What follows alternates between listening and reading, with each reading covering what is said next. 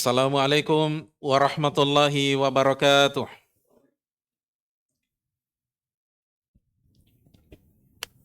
Innal hamdalillah nahmaduhu wa nasta'inuhu wa nastaghfiruh wa na'udzu billahi min shururi anfusina wa min sayyiati a'malina.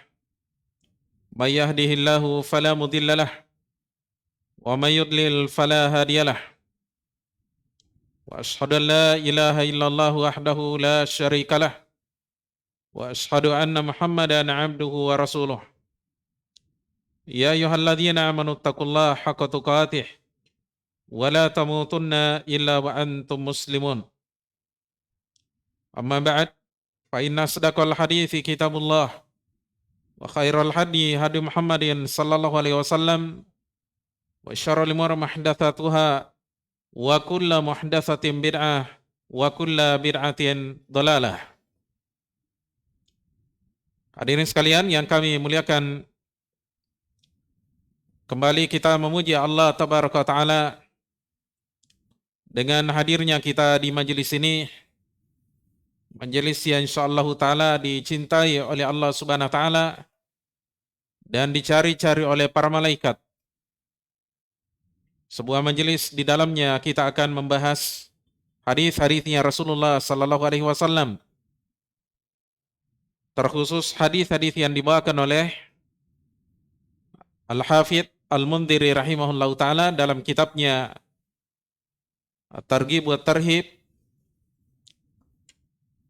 Dan kitab ini jamaah sekalian berisi hadis-hadis yang di dalamnya terdapat targhib, dorongan-dorongan, motivasi, semangat untuk beramal. Kemudian juga di dalamnya ada tarhib, ancaman-ancaman, peringatan-peringatan agar kita tidak lalai dan terjerumus pada perkara yang dibenci oleh Allah Subhanahu wa taala. At-Targhib wa Tarhib yang ditulis oleh Al-Hafidz Al-Mundhiri rahimahullahu taala, di dalamnya terdapat hadis-hadis yang sahih dari Nabi sallallahu alaihi wasallam dan juga terdapat hadis-hadis yang lemah. Namun hadis yang lemah ini sedikit jumlahnya, dan yang kita bahas dari kitab ini khusus yang sahih saja. Yang tidak sahih dari Nabi sallallahu alaihi wasallam kita tinggalkan dan kita tidak syarah. Oleh karena itu jamaah sekalian, dalam membahas Targhib wa Tarhib ini kami mengambil pembahasan atau nomor hadisnya berdasarkan kitab yang ditulis oleh Syekh Muhammad Nasiruddin Al-Albani rahimahullahu taala yang berjudul Sahih At-Targhib wa Tarhib. Sahihut Targhib wa Tarhib. Hadirin sekalian yang kami muliakan, kali ini insyaallah taala kita akan melanjutkan pembahasan dalam bab yang pertama, Targhibu fil ikhlasi was-sidqi wan niyati salihati. Anjuran untuk ikhlas, jujur, dan juga berniat baik. Yani ketika seorang hamba melakukan ibadah dan ketaatan kepada Allah Subhanahu wa taala, dituntut darinya keikhlasan dalam beribadah dan melakukan ketaatan. Demikian pula jamaah sekalian, seorang hamba dituntut ketika dia membuktikan keimanannya, dia jujur dalam keimanannya jamaah sekalian, bukan seperti yang dilakukan oleh kaum munafikin, berdusta di hadapan Allah dan Rasulnya, padahal Allah mengetahui kedustaan mereka, berdusta di hadapan orang-orang yang beriman. Jadi mereka beriman dengan dusta, perbuatan dan ucapan mereka senantiasa dusta. Adapun orang yang beriman senantiasa melandasi setiap perbuatan dan ucapannya dengan sifat kejujuran. Kemudian juga di sini dibahas oleh Al-Mundhiri yaitu masalah an-niyatus salihah, niat baik. Iya. Artinya setiap amalan yang kita lakukan hendaknya senantiasa kita hadirkan niat yang baik. semata-mata karena kita ingin mengharapkan pahala dan keutamaan dari Allah Subhanahu wa taala. Bukan pujian manusia, tapi kita inginkan pahala dan keutamaan dari Allah Subhanahu wa taala. Sehingga setiap amalan yang dilakukan oleh seorang hamba semuanya bernilai ibadah. Sampai makan dia dapat pahala, minum dapat pahala.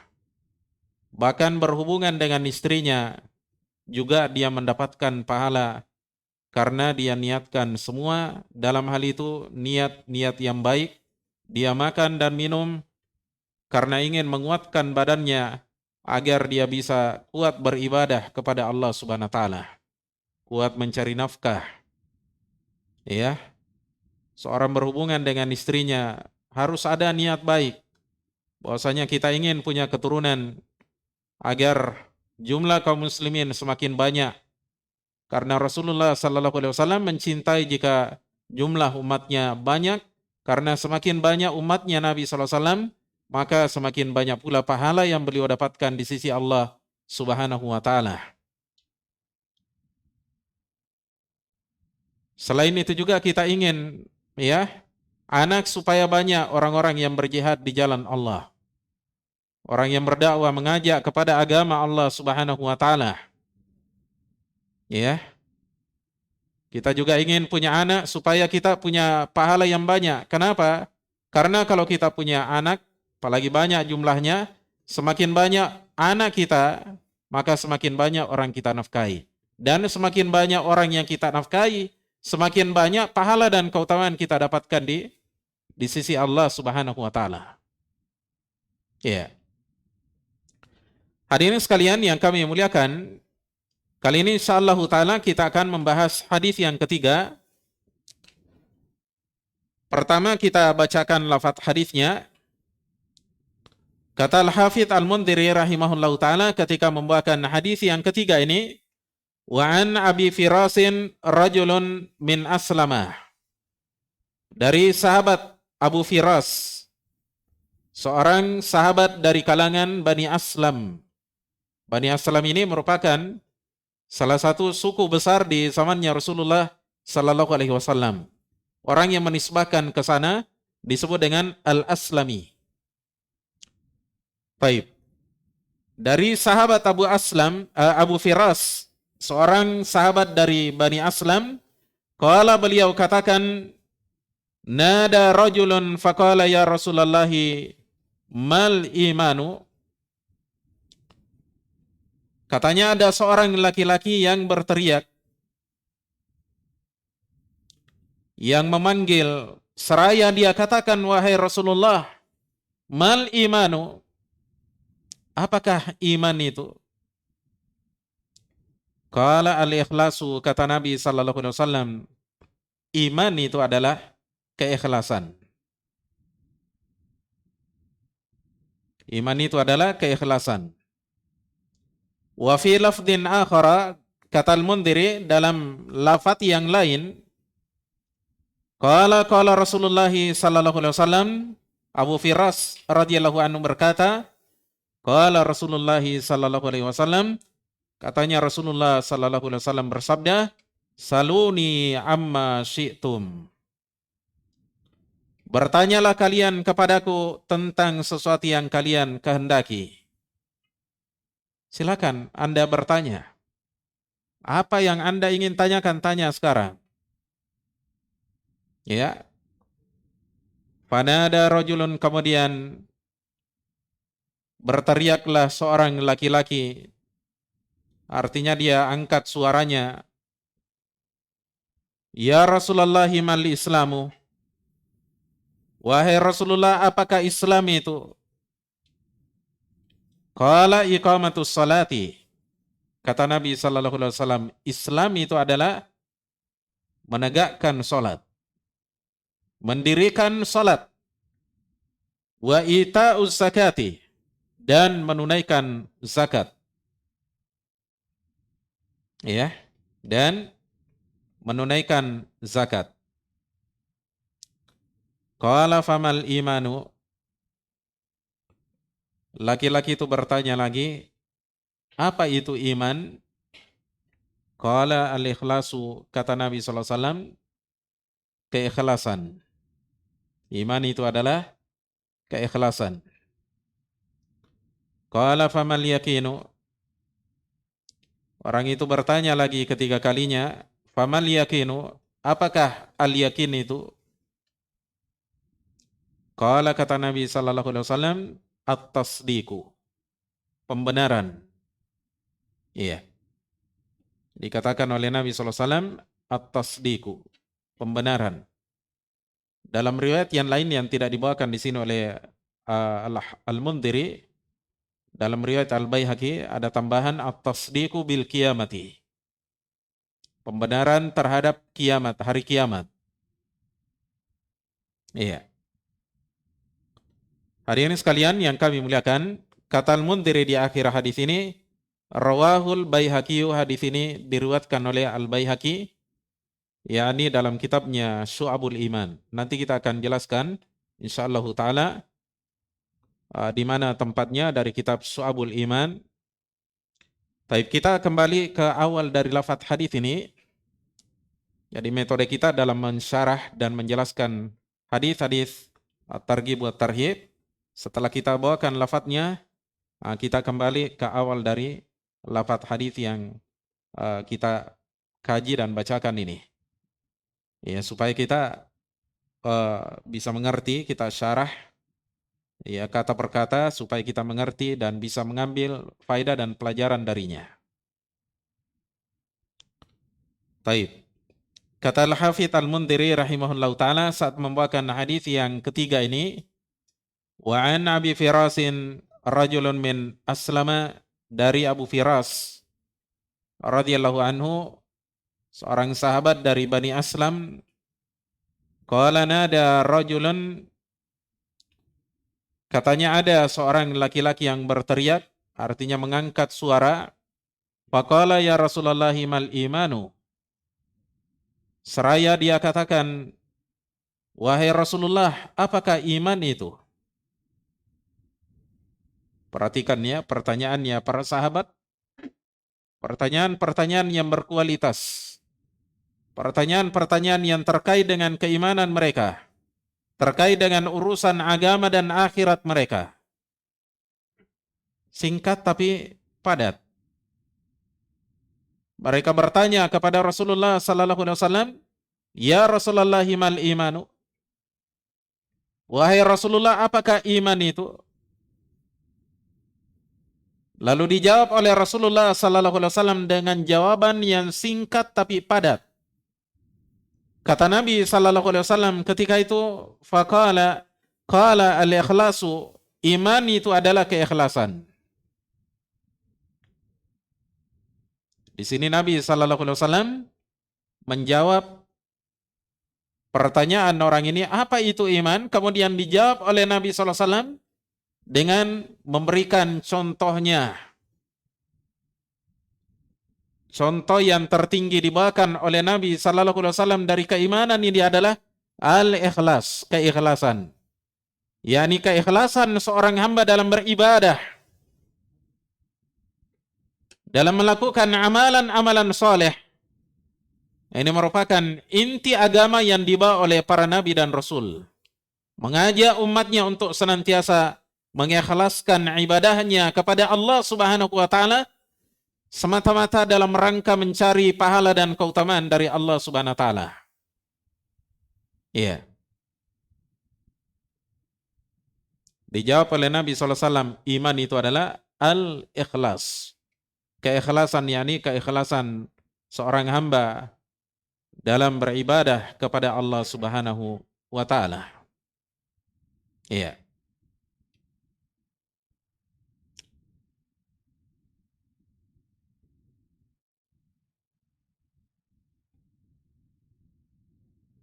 Dijelaskan oleh seorang ulama kita yang bernama Syekh Abdul Aziz bin Baz rahimahullahu taala dalam kitabnya Majmu' al-Fatawa pada jilid 2 halaman 166, kata beliau rahimahullah, wa ma'lumun anna al-iman asy-syar'iyya, sudah diketahui bahwa keimanan yang syar'i, artinya menurut istilah syariat, istilah syar'inya, alladzi 'allaqa bihin nasra wa husnal 'akibati, yang Allah gantungkan padanya kemenangan dan baiknya akibat, yakni yang diterima oleh seorang hamba, yatadammanul ikhlasu lillahi fil amali, mengandung keikhlasan, pengikhlasan amalan bagi Allah. Iya. Wal qiyama bi awamirihi wa tarki nawahi, dan juga penunaian perintah-perintah dan meninggalkan larangan-larangan Allah. Ini kata beliau, jadi iman itu kata beliau mengandung keikhlasan, pengikhlasan ya amalan bagi Allah Subhanahu wa taala. Jadi semua amalan kita, baik amalan yang terkait dengan hati kita atau amalan anggota badan kita, harus didasari dengan keikhlasan. Ya. Seorang beriman kepada Allah Subhanahu wa taala bukan karena ingin ya perhatian manusia, bukan karena ingin dunia, tapi dia semata-mata menginginkan pahala dan keutamaan di sisi Allah Subhanahu wa taala. Makanya Nabi sallallahu alaihi wasallam di sini berikan contoh dari keimanan itu adalah al-ikhlas. Al-ikhlas jamaah sekalian, secara bahasa artinya tajrid. Ya, pemurnian sesuatu. Jadi kalau kita ada air di rumah keruh, kemudian kita bersihkan, kita jernihkan, itu namanya ikhlas. Mengikhlaskan, memurnikan, menjernihkan sesuatu dari kotoran-kotorannya. Ya. Oleh karena itu dijelaskan oleh para ulama kita ketika menjelaskan apa hakikat dari padanya ikhlas itu, mereka menerangkan bahwasanya al-ikhlas itu adalah tajridul amali min syawaibihi, menjernihkan amalan, membersihkan amalan dari noda-nodanya. Ya. Jadi membersihkan amalan dari noda-nodanya. Oleh karena itu dijelaskan oleh seorang ulama kita yang bernama Syekh Muhammad bin Shalih Al-Utsaimin rahimahullahu taala,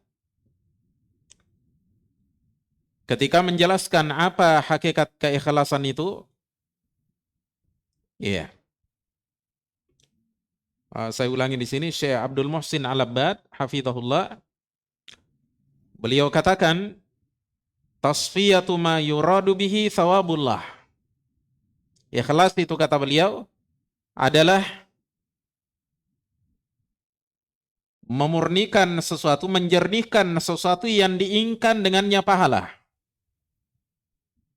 Apa yang dengannya kita inginkan pahala? Amalan soleh.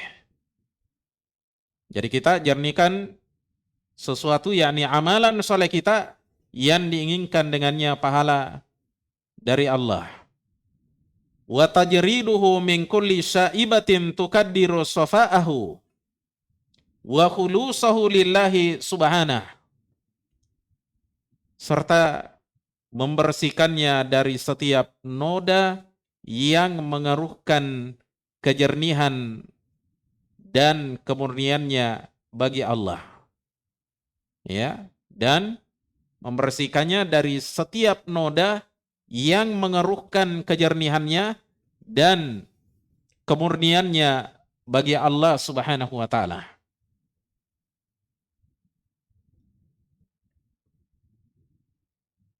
Lalu apa noda-noda amalan itu jamaah sekalian? Disebutkan oleh para ulama kita bahwasanya di antara noda-noda amalan itu adalah riya. Orang beramal karena ingin dilihat. Kemudian yang kedua adalah sum'ah. Beramal karena ingin didengarkan oleh orang lain. Supaya dia dipuji, supaya dia diangkat-angkat. Ya. Supaya disanjung oleh manusia. Kemudian noda yang berikutnya adalah hubbudz zuhur. Cinta ketenaran. Senantiasa dia pamerkan amalannya. Hampir tidak ada amalannya kecuali dia pamerkan. Pergi umrah dia pamerkan umrahnya. Pergi haji dia pamerkan hajinya. Dia bersedekah dia pamerkan sedekahnya. Ini banyak kita saksikan ya, orang-orang Masya Allah kelihatannya bagus. Dia pamerkan semua ya sedekahnya. Pergi ke panti asuhan dia pamer semua. Ya. Pergi ke panti jompo memberikan bantuan dia pamerkan. Dia bantu masjid dia pamerkan. Semuanya, segala-galanya dia pamer. Ya. Padahal amalan-amalan seperti ini jamaah sekalian harus kita bersihkan dari penyakit-penyakit seperti ini. Kita melakukannya bukan karena ingin dikenal orang, dipuji orang. Oleh karena itu apa yang dilakukan oleh sebagian orang ya, terkhusus mereka yang bekerja sebagai YouTuber, ya, yang suka pamer-pamer. Ini hendaknya mereka takut dan bertakwa kepada Allah Subhanahu wa taala. Sebab apa yang kalian lakukan tidak ada yang kalian dapatkan kecuali sekedar capek saja. Tidak ada pahala yang kalian dapatkan di sisi Allah Subhanahu wa taala. Ya, ini kan sekarang ini musimnya seperti itu.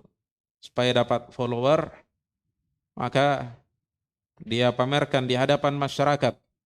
Bahwasanya dia suka bantu anak yatim, dia suka bantu pesantren, dia suka bantu masjid, dia suka pugar rumahnya orang dia bedah, ya.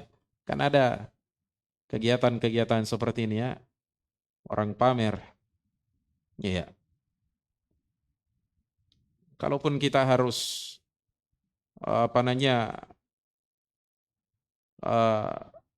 dokumentasi misalnya, jangan kita yang langsung turun di situ. Wakilkan kepada orang. Dan upayakan ya, jangan setiap orang mengetahui bahwasanya kita yang berinfak di situ. Kalau memang kita harus ya memperlihatkannya kepada orang, wakilkan kepada orang lain. Apalagi kalau tujuan kita supaya orang lain mencontohnya misalnya. Adapun kalau kita yang langsung meliputnya, memamerkannya, ini merupakan penyakit hati yang akan menghancurkan amalan-amalan kita. Iya. Hadirin sekalian yang kami muliakan, jadi Nabi Sallallahu Alaihi Wasallam ketika ditanya apa itu iman, beliau katakan al-ikhlas, keikhlasan. Yani keikhlasan seorang hamba dalam beriman, dalam melakukan amalan-amalan soleh. Ya, tidak ada yang dia inginkan dalam ketaatannya kecuali ya keutamaan dan pahala dari Allah Subhanahu wa taala. Ya. Dijelaskan oleh seorang ulama kita yang bernama Al-Ais Ibn Abdissalam ketika menjelaskan hakikat ikhlas, kata beliau rahimahullah dalam kitabnya Qawaidul Ahkam pada jilid 1 halaman 146, kata beliau al-ikhlasu. Ikhlas itu kata beliau adalah ayyaf alal mukallafu at-ta'ata khalisan lillahi wahdah. Keikhlasan itu kata beliau adalah seorang mukallaf, yaitu orang yang sudah balik dan berakal, itu namanya mukallaf. Seorang mukallaf melakukan ketaatan murni karena Allah Subhanahu wa taala saja. Tidak ada yang dia inginkan dari manusia. Pujian, perhatian tidak. Yang dia inginkan dari Allah Subhanahu wa taala pahala dan keutamaan. Pujian hanya dia harapkan dari Allah Subhanahu wa taala. Itu namanya ikhlas. Ya. Seorang mukallaf, seorang muslim yang sudah akil dan balik, berakal dan sudah balik, melakukan ketaatan, ya, murni karena Allah Subhanahu wa taala semata. La yuridu biha ta'dhiman minan nasi wala tauqiran. Dia tidak menginginkan dengan ketaatannya pengagungan dari manusia dan tidak pula pemuliaan. Ya. Jadi tidak ada yang dia inginkan. Ya. Bahkan dia takut kalau dia dimuliakan oleh manusia karena kebaikannya, ketaatannya. Ya. Dia takut. Oleh karena itu sebagian di antara salaf, ketika ada yang mengetahui mereka melakukan amalan soleh, kadang mereka menangis karena mereka takut jangan sampai dari situ ya amalannya dirusak oleh syaitan. Dia bisikkan dalam hatinya perasaan bangga, senang. Akhirnya dia senang dipuji, senang dilihat oleh manusia, senang didengarkan oleh manusia ketika dia melakukan amalan soleh. Iya. Wala jalba naf'in diniyan wala daf'a dhararin dunyawin. Tidak pula dia menginginkan manfaat ataukah ya mencegah madarat duniawi. Semata-mata dia lakukan apa? Karena Allah. Ya, bukan karena dia ingin mendapatkan manfaat supaya dapat jabatan atau tercegah dari apa namanya madarat. Ya, supaya dia tidak dilenserkan, supaya tidak rugi perdagangannya. Ya. Ada sebagian orang beramal seperti ini. Ya. Tapi orang-orang yang ikhlas jamaah sekalian, setiap amalan yang dia lakukan yang di dalamnya ada pahala yang dia harapkan dari Allah Subhanahu wa taala, dia murnikan, dia bersihkan semua amalan-amalan itu dari penyakit-penyakit hati seperti riya, sum'ah, cinta ketenaran, cinta popularitas, ya, cinta dunia. Nah, ini namanya ikhlas jamaah sekalian. Kemudian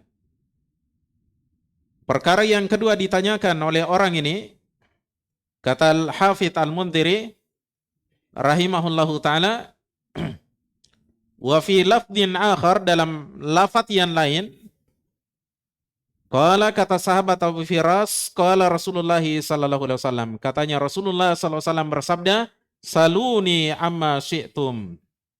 Tanyailah aku tentang sesuatu yang kalian kehendaki. Silakan Anda bertanya. Jadi Nabi SAW ada saatnya mereka menjawab pertanyaan para sahabat. Misalnya di Masjid Nabawi, selesai sholat misalnya, kadang Nabi SAW memberikan waktu untuk bertanya kepada para sahabat. Karena waktu itu juga beliau mendapatkan perintah dari Allah Subhanahu wa taala. Karena Allah Subhanahu wa taala akan menjawab pertanyaan setiap sahabat yang bertanya ketika itu. Iya. Jadi ada tanya jawab. Fanada rajulun, kemudian berteriaklah seorang laki-laki, dan ini kemungkinan mereka berteriak seperti ini, angkat suara seperti ini sebelum turunnya ayat dalam surah Al-Hujurat yang melarang para sahabat untuk mengangkat suara di hadapannya Rasulullah sallallahu alaihi wasallam. Wallahu taala alam bisawab. Ya Rasulullah, kata orang itu, wahai Rasulullah, mal Islamu? Apakah Islam itu? Yani apa pilar-pilar Islam, pokok-pokok ajaran dalam Islam? Qala iqamus salati. Kata Rasulullah sallallahu alaihi wasallam, mendirikan salat, menegakkan salat. Ya. wa ita'uz zakati, dan menunaikan zakat. Kemungkinan waktu itu baru ini yang turun perintahnya, syariatnya, salat dan zakat. Maka itu pula yang dijawabkan oleh Rasulullah SAW. Tapi dalam sebagian riwayat, ya, disebutkan 5 perkara di antara pilar-pilar Islam. Oleh karena itu datang dari Nabi sallallahu alaihi wasallam dalam hadis yang muttafaqun alaih, bunyal Islamu ala khamsin. Islam itu dibangun di atas 5 pilar. Kalau bangunan biasanya, ya, kalau bangunan kecil 4 pilar, setiap sudut ada pilarnya, tiangnya, tiang penyangga yang kalau hilang maka bangunan itu akan miring, bahkan mungkin akan roboh. Itu namanya pilar. Islam juga sama seperti itu, seperti bangunan rumah. Ya, memiliki pilar-pilar. Kapan ada yang hilang salah satunya jamaah sekalian, maka bangunan Islam akan oleng, miring, bahkan mungkin nanti akan runtuh dan roboh jamaah sekalian. Ya. Disebutkan di sini oleh Rasulullah sallallahu alaihi wasallam 2 pilar Islam, iqamus salati wa ita'uz zakati. Mendirikan salat, menegakkan salat dan menunaikan zakat. Ya. Iqamus shalah, mendirikan salat. Ya. Jadi ada 2 jenis salat. Salat yang lurus, tegak, berdiri, dan ada salat yang bengkok-bengkok. Ya. Jadi menegakkan salat di sini syaratnya kita harus penuhi. Syarat-syarat salat kita harus penuhi. Kemudian rukun-rukun salat kita harus penuhi, dan semua kewajiban-kewajiban yang ada dalam salat harus kita penuhi. Ini namanya mendirikan salat. Tidak kemudian dikatakan oleh Nabi SAW di situ fi'lus salah, melakukan salat. Tapi beliau katakan wa iqamus salah, menegakkan salat, meluruskan salat kita, membenarkannya dengan cara memenuhi rukun-rukunnya, syarat-syaratnya, dan semua perkara yang diwajibkan untuk kita tunaikan di dalam salat harus kita penuhi. Iya. Ini pentingnya kita belajar tentang sifat salat Nabi sallallahu alaihi wasallam. Bagaimana tata cara salatnya Nabi sallallahu alaihi wasallam? Karena ada sebagian orang, saya berikan contoh, dia salat asal-asalan. Ya. Salatnya super cepat. Ya, super kilat, ya. Ada sebagian orang dia salat, ketika selesai Al-Fatihah, surat tambahan, kemudian dia ruku, belum lurus punggungnya begini, baru ya ruku mungkin 45 derajat begitu ya. Ya, atau kurang dari itu ya, kemudian dia bangkit. Mestinya kan begini ya. Iya. Lurus begini punggung kita, kemudian setelah itu bangkit. Ketika kita ruku, kita baca ya dzikir ruku, subhana rabbiyal azim, subhana rabbiyal azim, subhana rabbiyal azim. Ya. Setelah itu kita bangkit dengan pelan, jangan langsung sujud. Ya. Ini ada sebagian orang kalau dia sholat, ruku, belum sempurna rukunya, bangkit. Belum sempurna bangkitnya, langsung turun. Ini orang yang bengkok-bengkok sholatnya nih. Tidak benar sholatnya. Orang yang seperti ini jamaah sekalian, tidak sah sholatnya karena rukun tumakninah di dalam sholatnya tidak dia penuhi. Tidak ada ketenangan, dia tergesa-gesa. Ya. Ini pernah ada masjid saya singgahi sholat. Waktu itu ya tidak salah sholat Isya. Kemudian imamnya luar biasa. Ya. Saya tidak tahu apakah dia pernah belajar Islam atau tidak. Imamnya ini super cepat. Seperti yang saya gambarkan tadi, kita belum ya, dia belum sempurna rukunya langsung dia bangkit. Belum sempurna bangkitnya langsung sujud.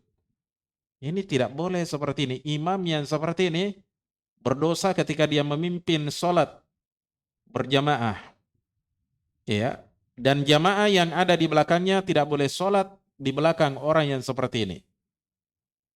Dan kalau dia terlanjur masuk ke dalam sholatnya, dia harus batalkan sholatnya, kemudian dia berpisah sholat, ya, entah setelah mereka sholat ataukah dia keluar dari masjid, ya, sholat di tempat yang lain. Ini tidak boleh kita sholat di belakang imam yang seperti ini. Ya, baik. Kemudian pilar yang kedua disebutkan oleh Nabi SAW di sini adalah menunaikan zakat. Zakat yang dimasukkan di sini adalah yang pertama tentunya adalah zakatul mal, zakat harta. Ya, seperti zakat emas dan perak, kemudian zakat ternak, kemudian zakat pertanian, zakat emas dan perak. Emas nilainya minimal 70 gram. Kita punya 70 gram, harus dikeluarkan 2,5%. Ya, setiap tahunnya.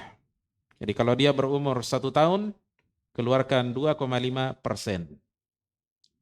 Kalau kadarnya tidak senilai, tidak mencukupi 70 gram, ya, maka tidak ada zakat padanya. Demikian pula zakat untuk perak itu 600 gram. Kalau kita punya perak beratnya 600 gram, wajib bagi kita mengeluarkannya 2,5%. Hal yang serupa dengan emas dan perak ini adalah uang. Uang bisa dikonversi ke emas, bisa pula ke perak. Kalau kita punya uang, nilainya, kadarnya seperti beratnya emas 70 gram, wajib bagi kita mengeluarkan 2,5%. Ya. Kalau kadarnya tidak mencukupi kadar emas 70 gram, kita harus beralih ke kadar perak 600 gram. 600 gram. Ya. Enggak tahu sekarang ini perak berapa ya harganya. Coba ada yang cari di Google perak antam, ya. Berapa harganya, kemudian dikali 600. Ya, tolong nanti saya diberitahu hasilnya. Nah, itu harus kita keluarkan, ya. Ini banyak di antara kita ini yang tidak memperhatikan, ya, perkara ini, urusan zakat ini, padahal banyak di antara kita orang kaya, banyak di antara kita punya tabungan, ya. Tidak memperhatikan zakat hartanya setiap tahun. Ya, harta yang kita simpan jamaah sekalian dan umurnya 1 tahun. Maksud saya di sini emas atau perak atau uang, kemudian tidak kita zakati jamaah sekalian, nanti di hari kiamat akan menjadi alat penyiksa bagi diri kita. Ya. Akan disetrikakan di punggung kita. Badan kita jamaah sekalian dipanaskan di dalam api neraka, kemudian disetrikakan di atas punggung kita. Badan kita jamaah sekalian. Kalau kita punya kambing atau sapi, tidak disakati jamaah sekalian, nanti akan menjadi alat penyiksa bagi kita. Semua hewan-hewan ternak yang pernah kita ternak, tidak pernah kita keluarkan zakatnya setiap tahunnya, dia akan datang pada hari kiamat menginjak-injak kita. Dari awal sapi yang kita pelihara sampai sapi yang terakhir, akan menginjak-injak kita. Setelah selesai sapi yang terakhir, disuruh lagi, ya, ulangi sampai selesai, terus seperti itu sampai dosa-dosa kita dibersihkan oleh Allah Subhanahu wa taala akibat kekikiran kita ketika di dunia. Iya. Berapa? Iya, 13.000 per gram kali 600 berapa? 7.800.000 ya. Jadi kalau Anda punya tabungan 7.800.000, umurnya sudah 1 tahun, wajib kalian keluarkan 2,5% atau 1/40. Ya, Banyak di antara kita ini punya tabungan tapi tidak pernah diperhatikan.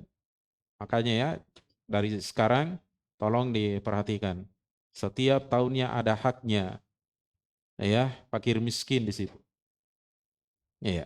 Jangan disimpan, jangan disayang-sayang. Termasuk perhiasannya istri kita ya. Iya.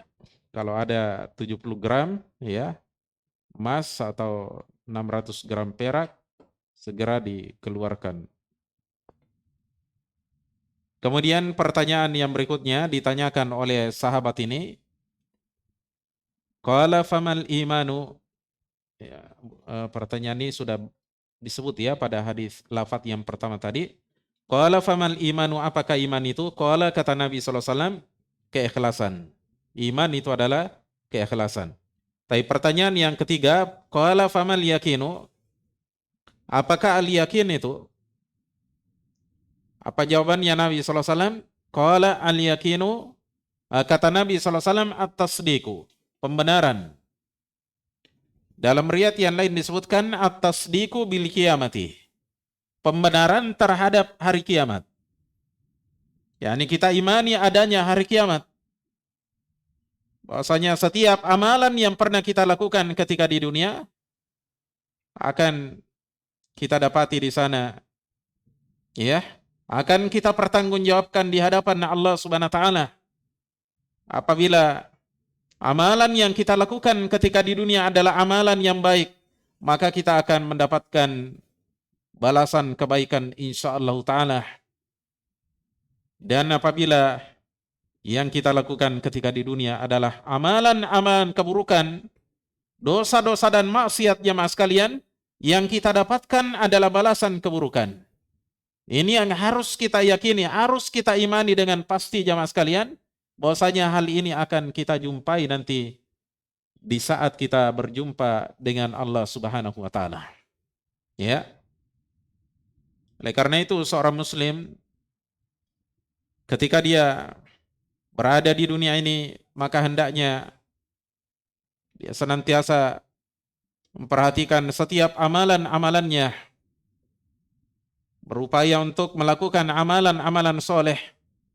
Dia perbanyak amalan-amalan solehnya sebagai tabungannya menghadap kepada Allah Subhanahu wa taala, dan menjauhi perkara-perkara yang dibenci oleh Allah Subhanahu wa taala, berupa hal-hal yang diharamkan oleh Allah Subhanahu wa taala. Karena di dalamnya pasti ada kebaikan, ada keburukan yang akan menimpa manusia ketika dia melakukannya. Entah keburukan di dunia ataukah keburukan di akhirat. 3 pertanyaan yang diajukan oleh sahabat ini. Dia bertanya, apa itu iman? Dijawab oleh Nabi SAW, iman itu adalah keikhlasan. Ya. Dia tanya lagi kepada Nabi SAW, apa itu Islam? Dijawab oleh Nabi SAW, Islam itu adalah iqamus salati, menegakkan salat dan menunaikan zakat. Dijawab dengan pilar Islam. Ya. Kemudian yang ketiga ditanya lagi tentang apa itu al-yakin, kata Nabi SAW, at-tasdiqu bil qiyamah, membenarkan hari kiamat. Pembenaran terhadap hari kiamat. Iya. Silakan di adzan. Tapi kita jeda sejenak. Kita adzani. Baik, fadhal.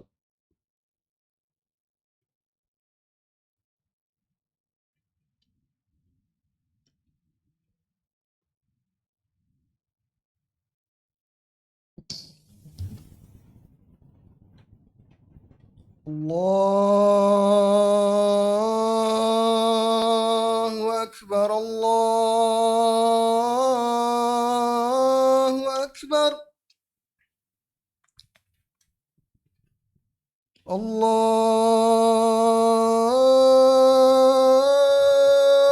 Akbar, Allahu Akbar.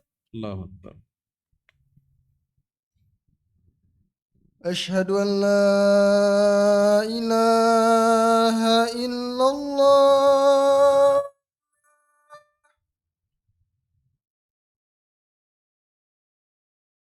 أشهد أن لا إله إلا الله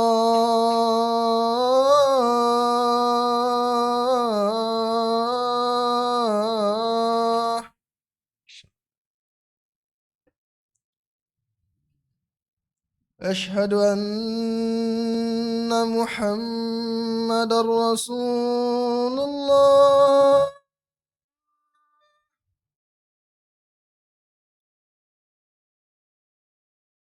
أشهد أن محمد رسول الله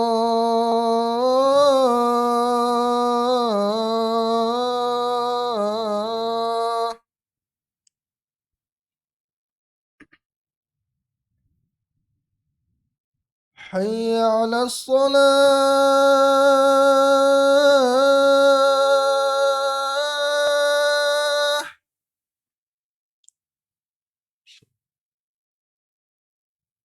حي على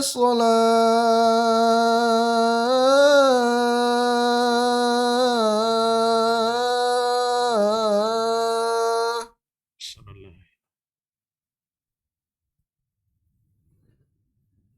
حي على الفلاح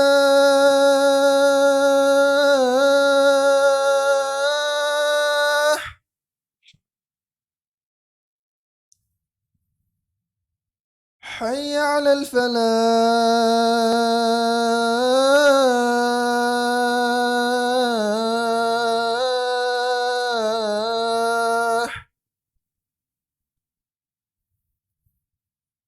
الله أكبر الله أكبر لا إله إلا الله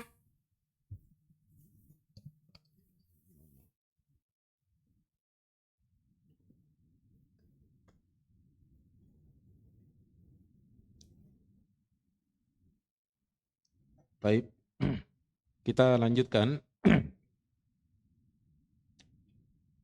Kemudian di sini ada faedah dari Ibnul Qayyim rahimahullahu taala terkait dengan al-yakin. Beliau jelaskan di sini bahwa al-yakin itu ada 3 jenisnya. Kata beliau rahimahullah dalam At-Tibyan fi Aqsamil Quran pada halaman 191, Dzakarallahu subhanahu fi kitabih. Allah subhanahu menyebutkan dalam kitabnya maratibal yakin. Tingkatan al-yakin. Wahya salasatun, yaitu ada 3. Haqqul yakin. Pertama, haqqul yakin. Wa ilmul yakin. Yang kedua, ilmul yakin. Ya, ilmul yakin. Dan ketiga, wa ainul yakin. Dan ainul yakin. Iya. Kama qala ta'ala, sebagaimana Allah Ta'ala berfirman, yakni dalam surah At-Takatsur, kalla law ta'lamuna ilmal yaqin. Sekali-kali tidak. Andaikan mereka mengetahui dengan ilmu yakin, la tarawunnal jahim. Benar-benar mereka akan melihat neraka jahim. Thumma la tarawunnaha 'ainal yaqin. Kemudian benar-benar kalian akan melihatnya dengan ainul yaqin. Ya. Fahadhihi thalathu maratiba lil yaqini. Kata Ibnul Qayyim rahimahullah, inilah 3 tingkatan al-yakin. Awwaluha ilmu. Yang pertama adalah ilmu yakin.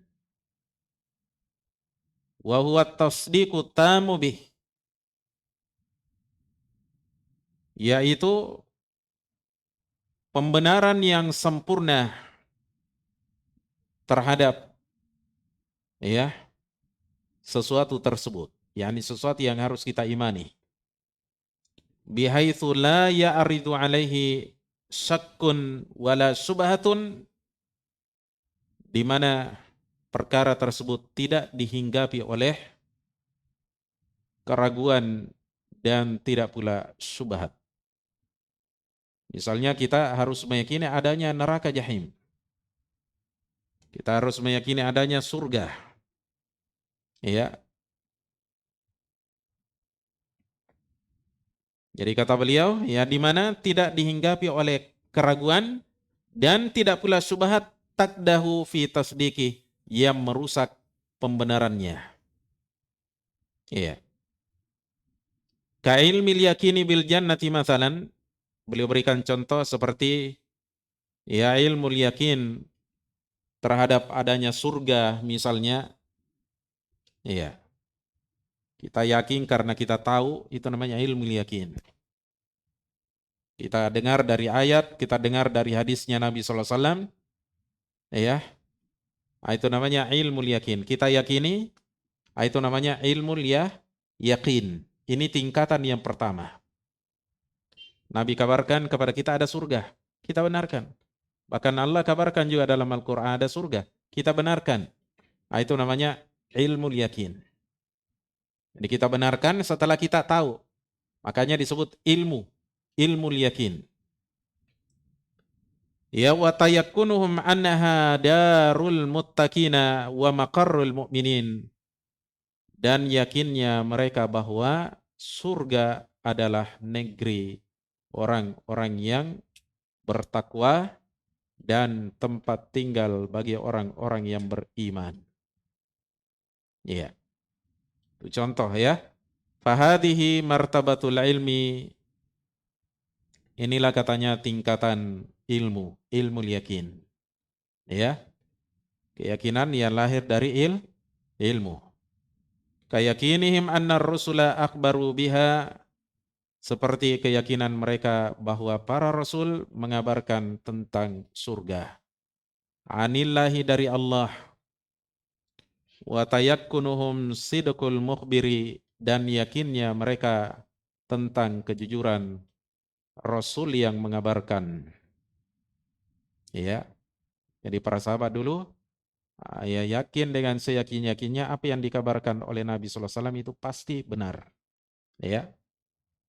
Karena Nabi sallallahu alaihi wasallam ya telah tampak kejujurannya sejak dia lahir sampai beliau mati, dikenal akan kejujurannya, amanahnya, orang yang tidak pernah dikenal berbohong, ya, itu Nabi sallallahu alaihi wasallam. Dan sudah menjadi ya rumus paten bahwasanya orang yang jujur tidak mungkin akan ditemani oleh syaitan. Ya. Makanya orang-orang Quraisy ketika ingin menolak kerasulannya Nabi kita Muhammad SAW, mereka susah menolaknya. Kenapa? Tidak pernah mereka dapati Nabi SAW berbohong, berkhianat.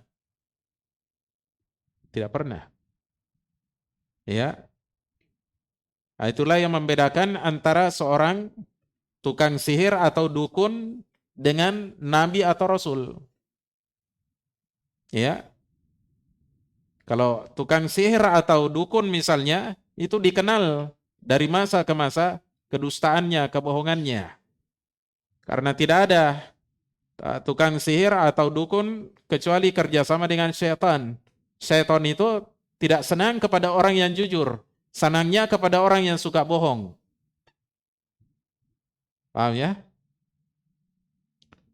Baik. Al-martabatu tsaniyatu, tingkatan yang kedua kata Ibnul Qayyim adalah ainul yakini. Ainul yakin, ain itu mata. Nah, ya, di sini kita akan dijelaskan tentang keyakinan yang lahir dari pandangan. Setelah kita memandang, melihat. Itu namanya ilmu yakin, ya. Wa hiya martabatur ru'yati wal musyahadati. Dia ini adalah tingkatan melihat dan menyaksikan sesuatu. Ya. Seperti misalnya surga kita lihat. Nanti kita yakin dengan seyakin-yakinnya ketika kita sudah melihat surga. Allah perlihatkan di padang mahsyar surga, bahkan di alam kubur sudah diperlihatkan, sana tempatmu. Orang kafir diperlihatkan kepada dia neraka, itu tempatmu neraka. Nah, di situ dia ainul yakin. Ya, baru dia ainul yakin di situ. Kama qala ta'ala, sebagaimana Allah Ta'ala berfirman, "Tsumma latarawunnaha 'ainal yakin." Kemudian kalian akan melihatnya, yakni melihat neraka jahim, ya, ainal yakin, dengan ainul yakin, yakni dengan keyakinan yang lahir setelah kita melihat dan memandang neraka jahim. Naudzubillah. Naudzubillahi minal jahim. Taib. Wa baina hadhil martabati wallati qablaha farqun bainal ilmi wal musyahadati. Di antara tingkatan ini dan tingkatan yang sebelumnya tadi ada perbedaan. Bainal ilmi wal musyahadah, antara ilmu dan penyaksian. Ya, artinya begini. Beda kalau kita mengetahui hanya sekedar kabar dengan pengetahuan kita karena melihat sesuatu. Misalnya saya berikan contoh, ya, kita dapat berita di media, ada tabrakan di Jalan Hasanuddin, tapi kita tidak lihat. Iya, ada orang yang langsung melihat dengan matanya, dia lihat kejadiannya. Mana kira-kira yang lebih tinggi tingkatan yakinnya? Orang yang mendengar atau orang melihat? Orang yang melihat. Nah, di sana ada tingkatan yang lebih tinggi lagi, yaitu hakul yakin. Bagi orang yang langsung mengalaminya, dia langsung tabrakan di situ pelakunya. Ya, nah, itu namanya hakul yakin. Nanti akan dijelaskan oleh Ibnul Qayyim rahimahullahu taala. Baik.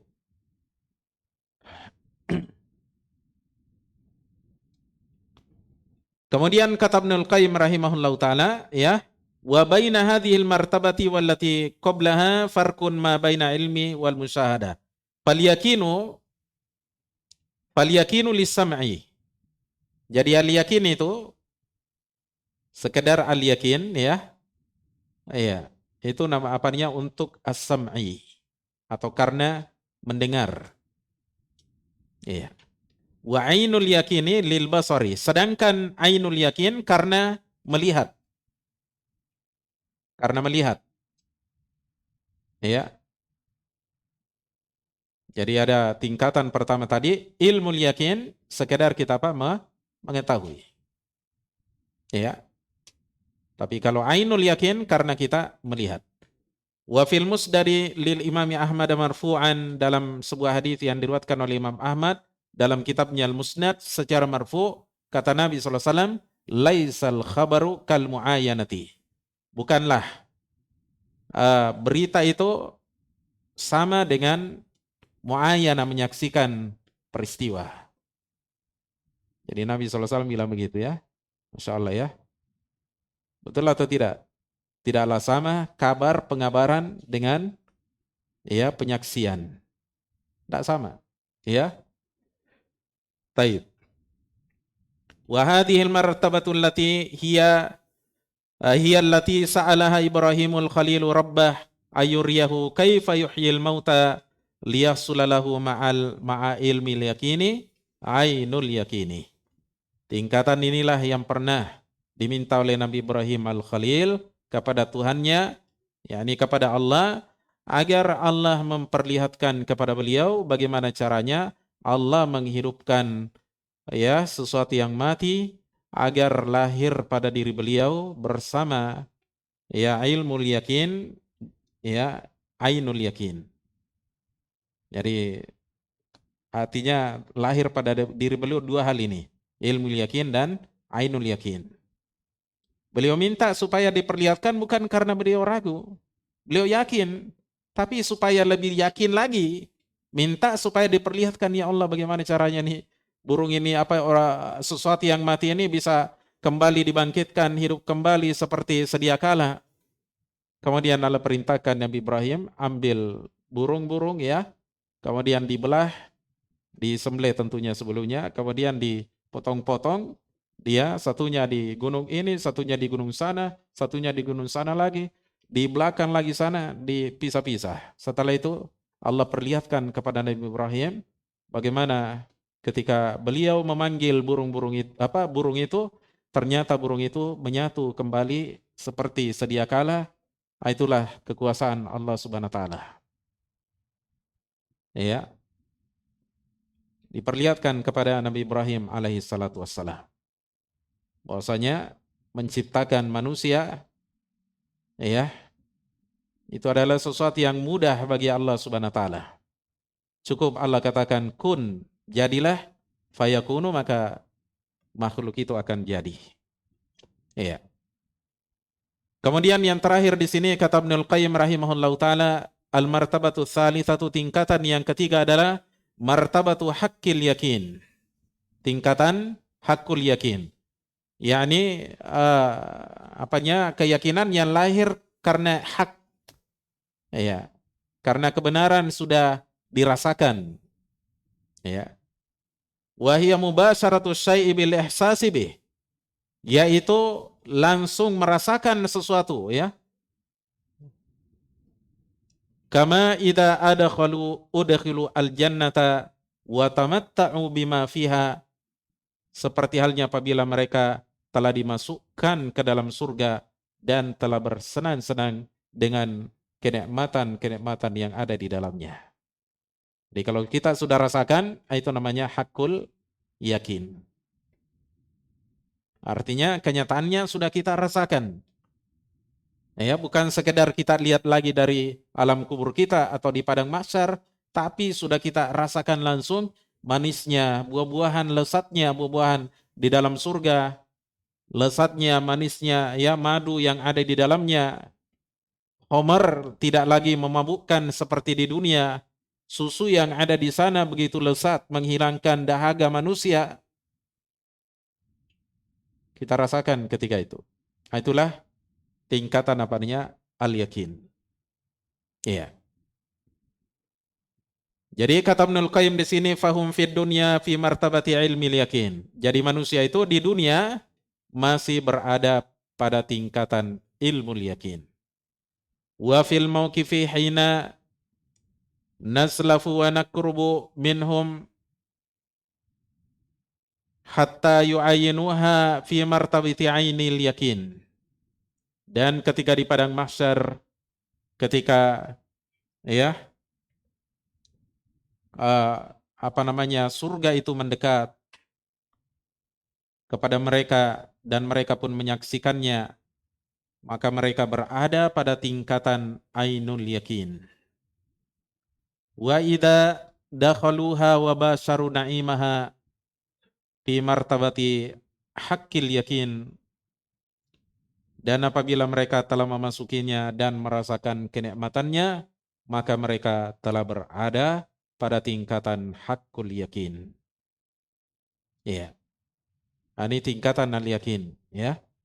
Jadi di dunia hendaknya kita membangun, ya, ilmu yakin kita yakin dengan sebenar-benarnya keyakinan, tidak ada keraguan, tidak ada kebingungan, tidak ada syubhat yang merusak keimanan kita. Wajib bagi kita seyakin-yakinnya untuk mengimani adanya hari kiamat dan hari pembalasan, ya.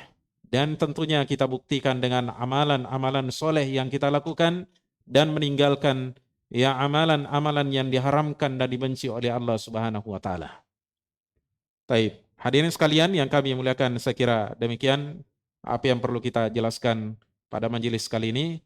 Insyaallah taala nanti kita akan jelaskan hadis yang keempat pada pertemuan berikutnya, ya, pekan berikutnya insyaallah taala, yaitu hadis yang terkait dengan kabar gembira bagi orang-orang yang mendengarkan hadisnya Nabi sallallahu alaihi wasallam lalu dia sampaikan kepada orang lain. Allah akan berikan, ya, cahaya pada wajahnya, berupa keindahan pada wajahnya. Insyaallah nanti kita akan jelaskan pada pertemuan berikutnya. Subhanakallahumma wa bihamdika asyhadu an la ilaha illa anta astaghfiruka wa atubu ilaik. Assalamualaikum warahmatullahi wabarakatuh.